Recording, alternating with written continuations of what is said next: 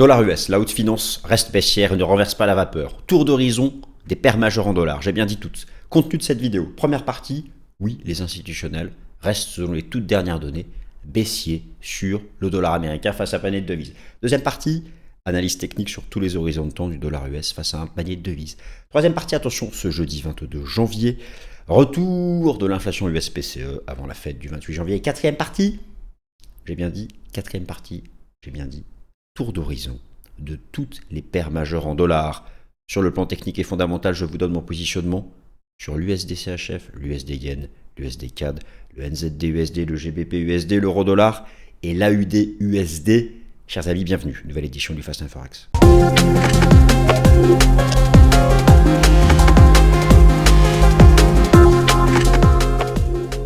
Cette émission vous est présentée par Swissquote. Le contenu de cette vidéo ne constitue en aucun cas un conseil financier. Merci à tous. Je suis ravi de vous retrouver. J'espère que vous aimez bien ce nouveau setup où maintenant, dans la première minute, je vous donne le plan précis. Donc, oui, alors, ça c'est quand même... ces sujets, c'est tellement passionnant. Depuis 6 mois, le dollar est stabilisé. Il est stabilisé. Nous sommes entrés dans la deuxième année du deuxième mandat de Trump. Vous vous souvenez, vous connaissez le topo. Bis repetita. La deuxième année du premier mandat, le dollar avait explosé à la hausse. Bien sûr, dans des conditions macro complètement différentes. Sauf que le signal technique avait été donné en 2018. Là, il y a des points de comparaison, mais aucune résistance majeure n'a été dépassée. Aucune résistance majeure n'a été dépassée sur le dollar américain. Effectivement, on aurait pu voir, vous savez, chaque semaine, moi, j'obtiens le positionnement institutionnel des traders d'asset management, des traders de hedge fund, et je vois ce qu'ils font dans cette phase de stabilisation du dollar. Ils ne sont pas passés à l'achat. Ils restent majoritairement short. Et les toutes dernières données le confirment. Bien sûr que ça peut évoluer. Mais au stade actuel, en dépit des fondamentaux, en dépit de la Fed, qui ne va pas baisser ses taux en janvier, peut-être en mars, peut-être en avril, en dépit de la géopolitique, les flux ne reviennent pas sur le dollar. Il est fragilisé par des événements macro plus forts. Alors oui, peut-être l'administration Trump, la dette américaine, la guerre commerciale, la politique agressive à tout va, géopolitique des États-Unis, peu importe, la dédollarisation, les raisons peuvent être multiples. Alors le dollar finira peut-être par donner un signal technique de renversement haussier. Pour l'instant, il ne le fait pas. Moi, vous savez, tant que je n'ai pas un dépassement de résistance et des instits qui passent à l'achat, je ne bouge pas ma vue de marché. Ça peut changer. Donc je vais d'abord vous remontrer ces chiffres. Ils sont tout chauds. Il n'y a plus de problème de shutdown, de données en retard et tout. Là, c'est tout chaud, c'est tout frais, c'est propre, c'est le maintenant. C'est intéressant. Donc oui. Donc cette semaine, alors, l'inflation... Je vous ai fait un gros topo sur l'inflation dans le Top Gun la semaine dernière. Je vais été déçu, vous n'avez pas été nombreux à le regarder, alors que j'ai fait un méga gros topo pour montrer que les chiffres de décembre étaient dans le vrai, alors que personne n'y croyait, et ça a été confirmé. Le CPI a bien tombé à 2,6 et pas à 3. Bon, cette semaine, il y a eu une modification de l'agenda. Les chiffres du PCE devaient tomber après la Fed. Vous savez, les PCE en retard, l'indice d'inflation favori de la Fed. Finalement, ça tombe ce jeudi 22 janvier, mes amis, avant la Fed. Et là aussi, les indicateurs temps réel montrent qu'on peut être optimiste. Donc, moi, je vous donne ce que je vois, on verra. Ça devrait pas changer. La Fed va pas baisser ses taux en janvier, d'accord? Mais voilà. Et surtout, donc là, j'ai voulu faire, j'espère que ça vous intéressera. J'ai tout repris, les fondamentaux, les corrélations, les spreads de taux d'intérêt pour toutes les paires majeures en dollars. Et j'ai des stratégies à vous proposer. J'ai notamment une stratégie à vous proposer sur l'AUD USD et sur l'USD Yen, mais on va tout passer en vue. Donc, l'AUD USD, l'USD Yen. J'ai même une stratégie sur l'USD CHF. Je vais mouiller sur l'USD CHF et donc sur l'euro CHF, sur l'USD Yen, sur le GBP USD, sur l'euro dollar. Voilà, je vous ai donné. Et on va même parler de l'USD CNY, la tendance du dollar US face au yuan renminbi chinois. Il y a un impact notamment en termes de corrélation avec le dollar australien. Voilà, donc ça va être synthétique, ça va être propre, ça va être précis, j'espère que ça va vous plaire. Bienvenue, nouvelle édition du Fast and Forex. Allez, c'est parti les amis, on se fait un tour d'horizon de toutes les paires majeures en dollars, je vais être précis. AUD USD, USD Yen, Euro dollar, GBP USD, USD CHF, USD CAD, NZD USD, GBP USD, je pense avoir oublié personne. 1, 2, 3, je me réduis. Dollar US, la haute finance reste baissière. Donc on va commencer par le commencement. Bien sûr, ces données peuvent évoluer, moi je vous dis ce que je vois en fonction de ce qui est proposé par la CFTC. Et notamment le rapport Commitment of Traders de la CFTC. Le plan, je vous l'ai donné tout à l'heure en première partie de vidéo. Il s'affiche ici à nouveau sous vos yeux. Et donc, nous attaquons. Alors oui, effectivement, dollar US, c'était la devise la plus faible du FI. Bon, je vous apprends rien, on l'a dit 1000 fois. Mais c'est toujours important de rappeler le contexte. Pourquoi c'est important? Parce que le dollar a été la devise la plus faible en 2025. comme il fut la devise la plus faible en 2017. Première année à chaque fois des mandats de Trump. Mais la deuxième année du premier mandat de Trump, 2018, il avait explosé. Il y a une base technique qui est comparable. Il y a des points de comparaison. Donc beaucoup jouent bis repetita l'explosion en 2026 du dollar, comme ce fut le cas en 2018. Sauf que, pour l'instant, les données institutionnelles ne montrent pas ça, l'analyse technique ne montre pas ça, et les fondamentaux n'ont rien à voir. Voilà. Mais quand même, il y aura peut-être, in fine, le bis repetita, mais pour l'instant, ce n'est pas le cas. Donc effectivement, si on regarde simplement les datas, donc je vous remonte ça rapidement. La performance des devises depuis un an. Alors j'ai mis in 2025, mais bon, c'est depuis un an, c'est pareil. Le dollar, c'est impressionnant. Alors je l'ai mis en vert, me direz-vous, pourquoi tu le mets en vert alors que la ligne de 0 est ici, il est à -9. Pas de ma faute si le dollar, on l'appelle le billet vert. Donc il est en vert, mais en fait, c'est une performance rouge. Voilà, bon, peu importe. Et en face de ça, elles sont toutes en hausse. Beaucoup jouent le renversement de tout ça. Alors, pour une raison, pour une raison d'abord qui peut être une raison de comparaison, effectivement, donc là vous aviez la première année du premier mandat de Trump, une stabilisation, des divs, machin, un breakout, et regardez, c'est vrai que 2018, c'était l'explosion. Et là, c'est vrai que vous comparez le drop de 2017 au drop de 2025, c'est super proche, il y a une base, alors déjà la base est un peu différente, il y a des divs, mais c'est pas tout à fait pareil, et là il y avait un breakout. Même le renversement de 2021, il y avait un breakout. Il n'y a pas le breakout. Donc, tant qu'on est dans cette phase latérale qui interroge, l'idée c'est qu'est-ce que c'est que cette phase latérale? Est-ce qu'on prépare une base de renversement haussier ou est-ce que c'est un range de continuation baissière? Et ça change tout pour les stratégies sur les paires majeures, euro-dollar, GBP, USD, USD, CHF et compagnie. Ça change tout. Donc ça reste la question principale. Après, imaginez, le marché pourrait rester toute l'année en range, donnant raison à personne. Mais il y aura quand même des stratégies sur les paires majeures en dollars à mettre en place. Donc, quand on est face à ça, on se demande déjà que font les institutionnels là-dedans. Comment est-ce qu'on peut le savoir? On peut le savoir de manière simple. Vous avez donc chaque semaine le rapport Commitment of Traders de la CFTC, donc, qui est publié. Et ce rapport Commitment of Traders de la CFTC, vous donne plusieurs choses. Ça vous donne le positionnement des traders institutionnels de hedge funds, les plus spéculatifs, mais ceux qui ont le plus d'effets de levier, et le positionnement institutionnel des traders d'asset management. Sur quoi est-ce qu'on parle? Là où se trouve la finance institutionnelle, les contrats futurs Forex et les contrats d'options. Donc vous avez les données sur le contrat futur euro-dollar, contrat d'option euro-dollar, contrat futur yen face au dollar, GBP-USD, etc. Même sur le franc suisse. Pour le positionnement face au dollar US, il faut raisonner essentiellement en prenant l'inverse de l'euro-dollar. Sachant que dans le dollar US, c'est 60%, c'est un peu moins d'euro-dollar. Alors, moi, la question que je me suis posée, c'est dans cette phase latérale. Donc, vous avez ici la phase latérale du dollar en bougie japonaise hebdomadaire, et là, vous avez la phase latérale du dollar en bougie daily. Donc, dans cette espèce d'énorme range. Que font les instituts? On aurait pu observer une augmentation des positions longues. Typiquement, si vous avez un range, et que dans tout ce range, les institutionnels commencent à acheter, c'est que ça augmente la probabilité qu'on soit face à une figure de renversement haussier, avec un breakout qui arriverait. Si il ne se passe rien, c'est neutre, mais si au contraire, dans cette phase de range, les institutionnels augmentent encore leur position short, on se dit, bon, ça pourrait être un range de continuation baissière. Donc je suis allé voir les données du rapport Commitment of Traders, et là, les informations qui datent donc de tout début janvier sont sans ambiguïté. Vous avez sous les yeux donc le positionnement des traders institutionnels sur les contrats futurs et les contrats d'options euro-dollar. Sur les contrats futurs et les contrats d'options euro-dollar, donc je vais bien les sélectionner futurs et options. Les asset managers. Comment voir la différence entre les positions haussières, ici histogramme bleu, et en marron ou orange, histogramme, ici les positions baissières? C'est la ligne jaune. La ligne jaune, c'est la position nette. Elle fait la différence entre les positions longues et les positions short.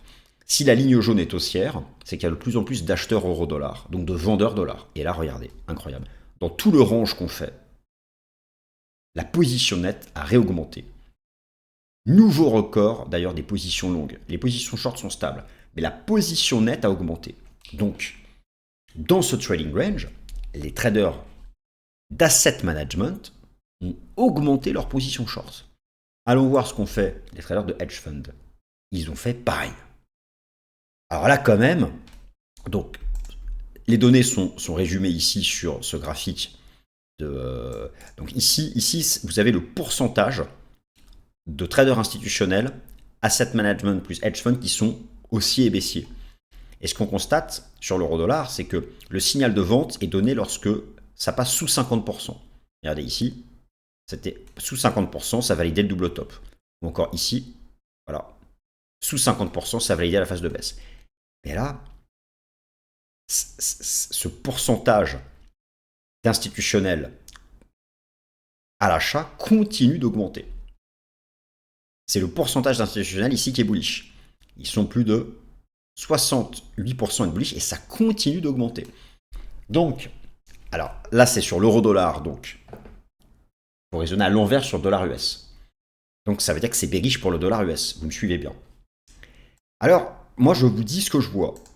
Pour le moment, dans toute cette phase latérale, il n'y a pas eu d'augmentation des positions à l'achat sur le dollar US, et même il y a eu une petite augmentation des positions vente, short.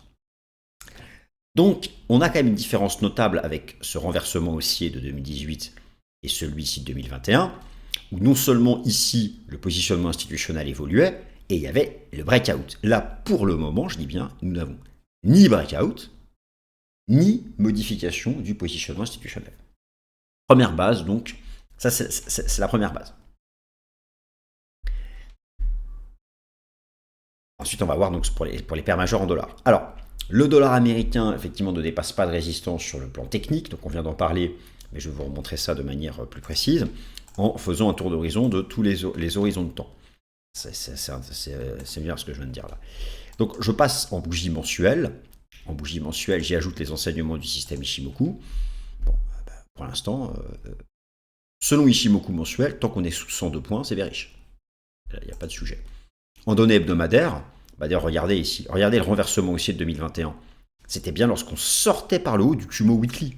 Ici, pareil, on sort par le haut du Kumo Weekly, bullish. On sort par le haut du Kumo Weekly, bullish.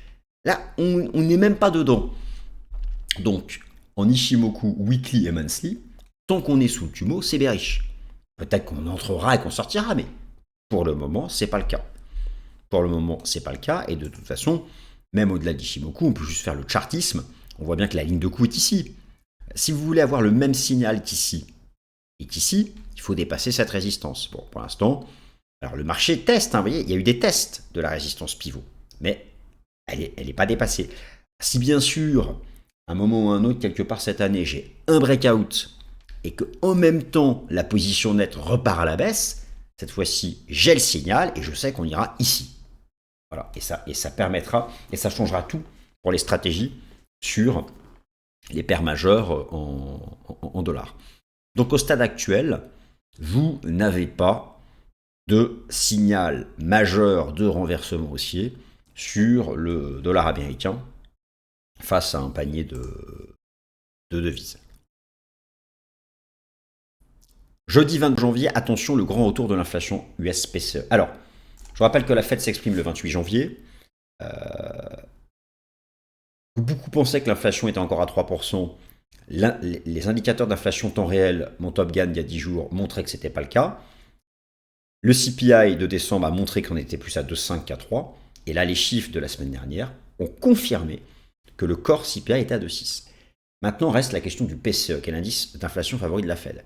Il n'a pas été publié depuis des mois à cause du shutdown. Et tous les chiffres sont en retard. Il devait être à la base publié le 29 janvier. La Fed parle le 28.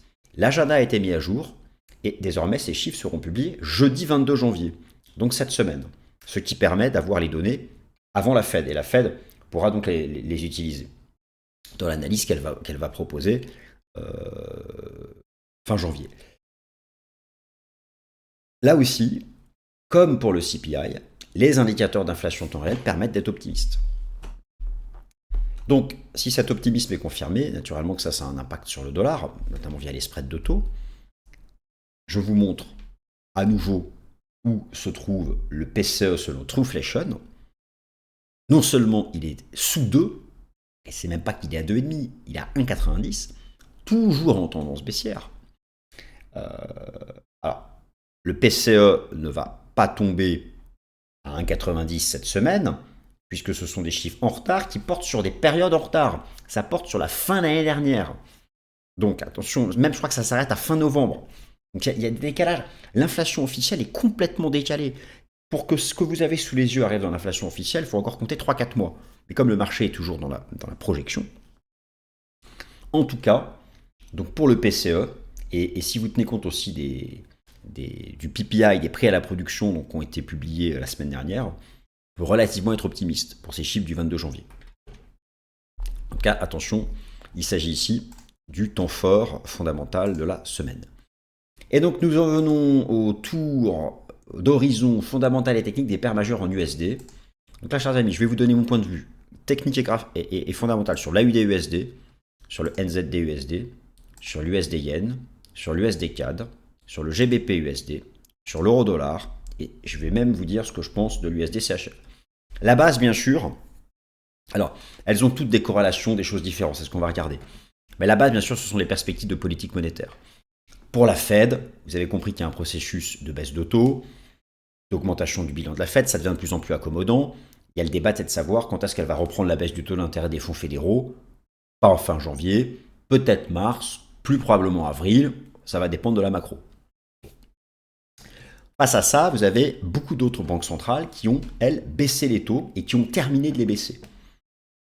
Comme la BCE par exemple, ou la Banque centrale de Suisse, est à zéro. Le CHF ne rapporte plus rien. D'ailleurs, moi je pense que le CHF a maintenant du potentiel de downside. Je vois des bases de stabilisation sur USD-CHF et Euro-CHF. C'est ce que je vais vous montrer. Commençons par le dollar australien. Il y a un call à jouer, à la fois technique et fondamental. Pourquoi ? Parce que la RBA a vraiment insisté sur le fait qu'elle avait du mal à ramener l'inflation à la cible.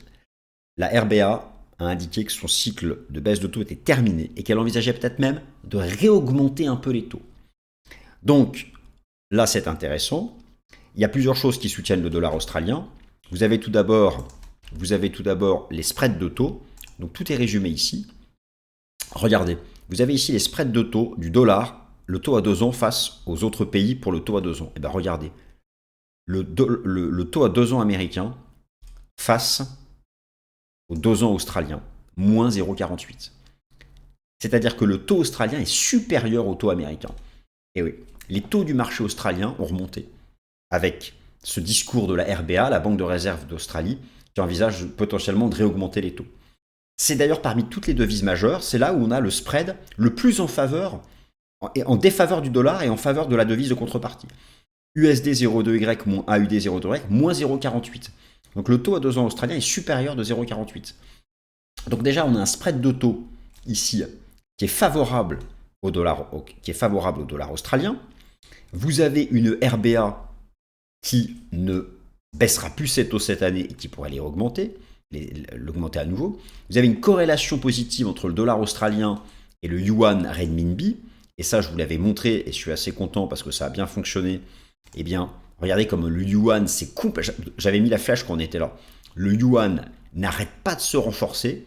Le dollar US se prend une énorme claque face à la devise chinoise. Si l'USD CNY drop, c'est que le yuan se renforce face au dollar américain. Et on est toujours dans une zone assez haute, même si là, ça pourrait temporiser par ici. Donc tout ça, attention, ça va commencer à diverger. Mais il y a une force du yuan face au dollar américain qui, je pense, peut s'installer tout au long de l'année, et qui est du fait des corrélations du lien entre l'économie australienne et chinoise, un facteur de soutien pour le dollar australien. Et de toutes les paires majeures en dollars, vous avez sur l'AUD-USD un breakout. Vous avez d'abord, tout avait commencé par des belles divergences weekly. Vous avez une cassure de trendline qui est très similaire à celle ici qui avait été proposée en 2020. Cassure de trendline renforcée par ici cassure du Kumo, double signal technique bullish, avec en plus un spread de taux donc, qui est favorable au dollar australien, la corrélation avec le yuan. Je pense que oui, cette année, l'AUD-USD peut progresser davantage. Et alors, surtout en plus si le dollar américain reste faible face à un panier de devises. Alors, il y a une corrélation entre l'AUD-USD et le NZD-USD, mais en fait, la RBNZ, la Banque de réserve de Nouvelle-Zélande, elle, a dit, déjà son taux est plus bas, que maintenant elle ne bougerait pas, qu'elle était en mode statu quo. Et en fait, vous allez voir, l'AUD-USD, ça se ressemble, mais le NZD-USD n'a pas donné le signal. D'autre part, la corrélation est beaucoup plus faible. Regardez, comme c'est pareil. Là, vous aviez la compression, on est sorti par le haut, mais là, on est toujours en dessous. Donc, alors, oui, on est en zone basse. Oui, ici, c'est potentiellement une zone qui peut s'acheter, mais on n'a pas donné le signal de breakout. Là, le signal de breakout avait été donné. Là, on n'a pas donné le signal de breakout, on est toujours sous le Kumo. Là, vous voyez bien qu'on est au-dessus. C'est vraiment ça la différence entre les deux. Donc, j'aurais tendance plutôt à voir un call AUD-USD. Donc, du coup, même une stratégie haussière AUD-NZD. Puisque l'AUD-USD, pour moi, est plus fort que le NZD-USD. Donc là, statu quo. Donc, plutôt quelque chose de très latéral dans la partie basse. USD-Yen, alors là, vous savez, j'ai fait des vidéos spéciales la fin de l'année dernière sur le carry trade, la BOJ. La BOJ qui va continuer de augmenter ses taux doucement. Mais attention, c'est pas ça. Les autorités monétaires japonaises interviennent directement sur le FX. Nous sommes, attention, alerte rouge, dans la zone d'intervention. Alors ça va peut-être aller chatouiller un peu au-dessus, mais à chaque fois, là c'est intervention des autorités monétaires japonaises. Intervention des autorités monétaires japonaises. Intervention. L'intervention va avoir lieu et ça va ramener l'USD-Yen ici. Mais faut-il peut-être d'abord aller chercher 162 ?